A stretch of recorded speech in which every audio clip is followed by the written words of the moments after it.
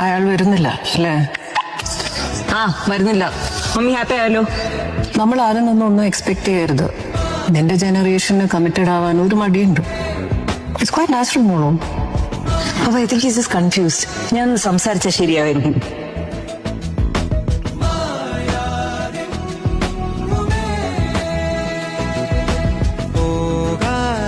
മമ്മിക്ക് താടി ഇഷ്ടമല്ലല്ലോ.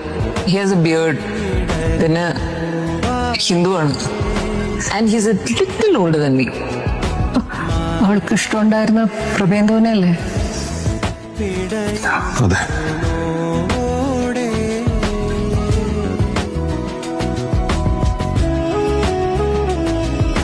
എനിക്ക് പ്രഭുവിനോടൊരു കാര്യം പറയാനുണ്ട്.